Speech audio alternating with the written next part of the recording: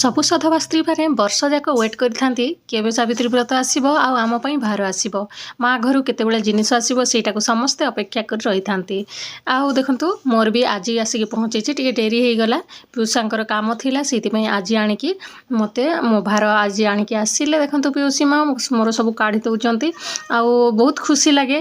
ବାହାଘରର 15 ବର୍ଷ ପରେ ବି ମୋତେ ମା ଘରୁ ଆସୁଛି, ସେଥିପାଇଁ ମୁଁ ନିଜକୁ ବହୁତ ଭାଗ୍ୟଶାଳୀ ମନେ କରେ। ଆଉ ମୋ ମା ବି ଏଥର ଆଉ ଆଣିପାରିନାହାନ୍ତି, ସେ ପଇସା ପଠେଇଦେଲେ କାହିଁକି ନା ମୋ ମାମୁଁ ପୁଅ ଭାଇର ବ୍ରତ ଥିଲା ତ ସେଇଥିପାଇଁ ଆଉ ସେ ଆସିପାରିଲେନି। ସେଇଥିପାଇଁ ଦେଖନ୍ତୁ ଦୁଇଟା ଶାଢ଼ୀ କାଢ଼ିଦେଲେଣି, ଗୋଟେ ପିନ୍ଧିବା ପାଇଁ ଆଉ ଗୋଟେ ପୂଜାରେ ଲଗେଇବା ପାଇଁ, ତାପରେ ୟାଙ୍କ ପାଇଁ ଗୋଟେ ଜଥା ଆଉ ଗୋଟେ ଟାୱଲଟେ ଆଣିଛନ୍ତି। ତାପରେ ଏଠି ଦେଖନ୍ତୁ ବହୁତ ସାରା ଫଳ ଆଉ ଘିଅ, ନଡ଼ିଆ, ଧୂପକାଠି ସବୁ ପୂଜା କରିବା ପାଇଁ ସବୁତକ ଜିନିଷ ଆଣିଛନ୍ତି।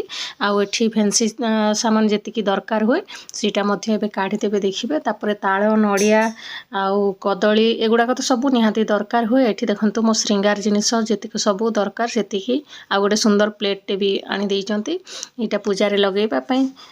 ଏଠି ଦେଖନ୍ତୁ କେତେ ସାରା ଚୁଡ଼ି ଆଉ ଯେତିକି ଦରକାର ସେତିକି ସବୁ ଆଣି ଦେଇଛନ୍ତି, ଗୋଟେ ବି କୋଉଟା ଛଡ଼ା ହେଇନି।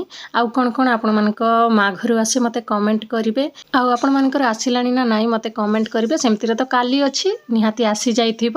ଆଉ ଆପଣମାନେ କ'ଣ କ'ଣ କିଣିଛନ୍ତି ସେଇଟା ମଧ୍ୟ ମୋ ସହିତ ସେୟାର କରିବେ। ଏଠି ଦେଖନ୍ତୁ ହରିଡ଼ା, ତାପରେ ହଳଦୀ, ଅଁଳା ଯେଉଁ ବାଟିକି ମାଙ୍କର ମୂର୍ତ୍ତି ତିଆରି କରାଯାଏ ନା ଲକ୍ଷ୍ମୀନାରାୟଣଙ୍କର, ସେଇଟା ମଧ୍ୟ ଦେଇଛନ୍ତି। ତାପରେ ବତୁରେଇକି ଗଜା କରିବା ପାଇଁ ଆଉ ବୁଟ ଦେଇଛନ୍ତି। ତାପରେ ମୁଗ ଆଉ ଏଇଟା ବ୍ରାହ୍ମଣଙ୍କୁ ଦାନ ଦେବା ପାଇଁ ପଇସା ସହିତ ଟାୱଲ ଗୋଟେ ଦେଇଛନ୍ତି। ତାପରେ ଚାଉଳ, ଡାଲି ଏଗୁଡ଼ାକ ସବୁ ବ୍ରାହ୍ମଣଙ୍କୁ ଦେବା ପାଇଁ ଦେଇଛନ୍ତି।